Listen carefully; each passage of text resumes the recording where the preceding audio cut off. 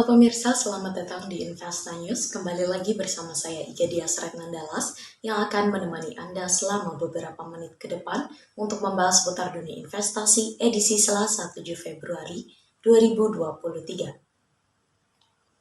Berita pertama pada hari ini, indeks harga saham gabungan terpantau lesu dan melaju ke zona merah pada penutupan perdagangan Senin. IHSG melemah 0,55% atau setara 37,94 poin.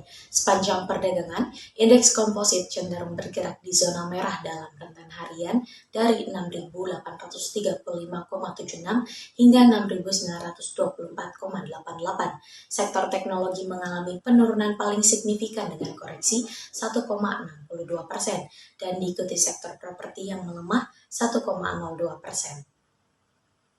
Kapitalisasi pasar tercatat berada pada posisi 9.492,45 triliun rupiah.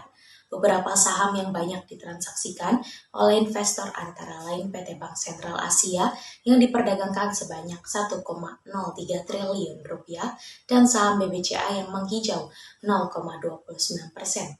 Diikuti saham PT Bank Rakyat Indonesia dengan nilai transaksi 670,87 miliar rupiah dan saham BBRI ditutup turun 0,21%. Diikuti saham PT Bank Mandiri dengan nilai transaksi sejumlah 539,28 miliar rupiah dan sahamnya ditutup melemah 0,5%.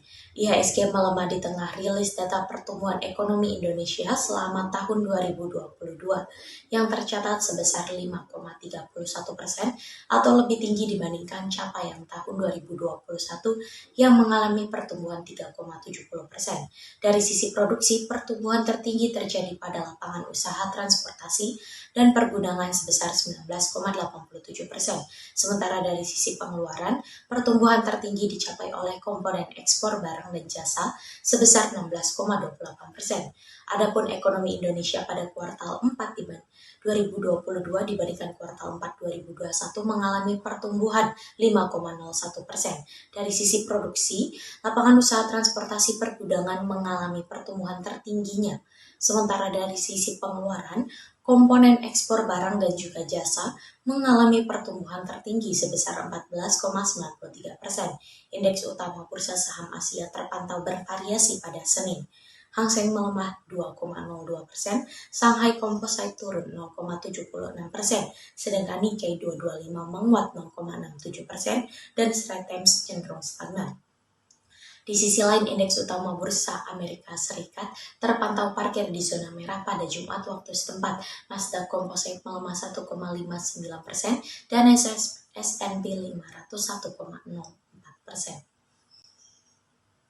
Berita selanjutnya datang dari proyeksi IHSG. Kendati pertumbuhan ekonomi Indonesia melaju di atas ekspektasi, indeks harga saham gabungan ditutup melemah 0,55% pada akhir perdagangan saham Senin. Masih ada sejumlah sentimen negatif yang menjadi kekhawatiran pelaku pasar. Analis Henan Putirai Sekuritas Jono Sapei mengatakan bahwa pelemahan bursa Amerika Serikat pekan lalu juga membuat sejumlah bursa Asia termasuk IHSG bergerak di zona merah. Pasar masih cemas, rilis data tenaga kerja Amerika Serikat yang membaik dapat mendorong kenaikan suku bunga agresif. Equity Research Analyst Pintraco Sekuritas, Alris Pakalis Tambolang mengatakan moderasi harga komoditas yang terjadi sejak Desember membuat pasar khawatir laju pertumbuhan ekonomi Indonesia akan cenderung melambat di tahun ini. Hal ini diperkuat dengan sektor energi yang menjadi salah satu sektor yang melemah paling signifikan.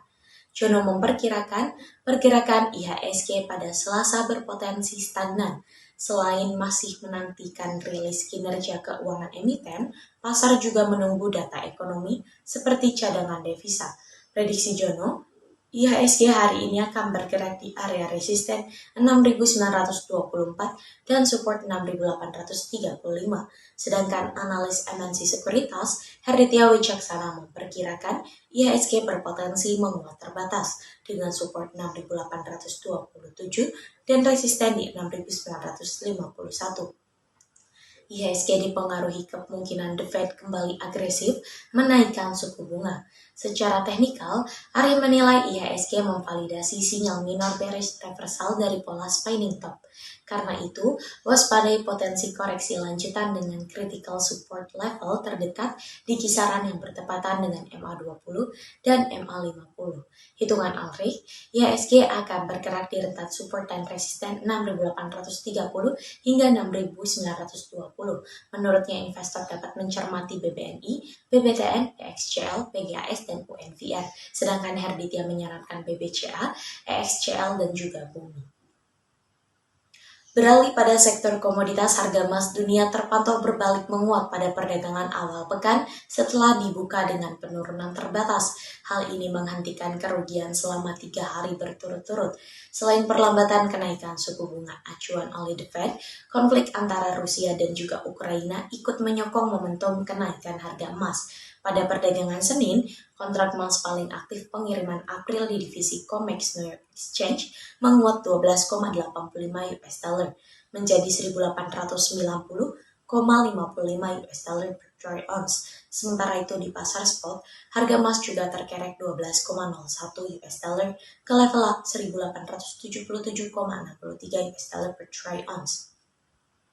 Dari dalam negeri, harga dasar emas 24 karat antam ukuran 1 gram dijual senilai Rp1.014.000, stagnan bila dibandingkan posisi sebelumnya pada minggu. Harga buyback emas antam berada di level Rp898.000 per gram, nilai itu juga tidak mengalami perubahan jika dibandingkan dengan perdagangan sebelumnya. Selanjutnya pada sektor komoditas yang kedua, harga minyak mentah dunia terpantau menguat pada perdagangan Senin petang. Sentimen positif datang dari pernyataan Badan Energi Internasional yang optimistis akan kembali pulihnya permintaan dari importer utama dunia, yakni China. Pada perdagangan Senin, harga minyak West Texas Intermediate pengiriman Maret 2023 naik 0,46% menjadi 73,81 US dollar per barel di New York Central Exchange. Adapun harga minyak mentah Brent pengiriman April juga naik 0,74% ke level 80,53 US dollar per barel di London ICE Futures Exchange. Pada akhir pekan lalu, Minggu, pejabat IEA mengungkapkan pendapat tanda-tanda pemulihan Cina akan menjadi pendorong utama harga minyak. IEA memperkirakan bahwa separuh dari pertumbuhan permintaan minyak global tahun ini akan datang dari Cina jika ekonomi Cina benar-benar pulih dan permintaan menguat tajam. OPEC dinilai perlu kembali meninjau ulang keputusan untuk memangkas produksi sebesar 2 juta barel per hari hingga 2023. Meskipun aktivitas di Cina mulai pulih seiring pencabutan kebijakan ketat nol COVID, beberapa aspek ekonomi terutama sektor manufaktur negeri masih berjuang di tengah kembali naiknya kasus COVID-19. Saat ini, pasar menantikan data inflasi Cina yang akan dirilis pada pekan ini. Berita penutup kita pada pagi hari ini, nilai tukar rupiah terhadap dolar Amerika Serikat diprediksi akan kembali melemah pada Selasa. Pasar masih merespon data ketenaga kerjaan Amerika Serikat yang mulai membaik. Kemarin, kurs spot rupiah melemah 1,07% menjadi Rp15.055 per dolar Amerika Serikat. Kurs GISDOR Bank Indonesia melemah 1,05%. Analis DCFX Futures Lukman Leong mengatakan indeks dolar Amerika Serikat menguat karena data tenaga kerja Amerika Serikat positif. Angka pengangguran Amerika Serikat turun menjadi 3,4% pada Januari dari bulan sebelumnya di 3,5%.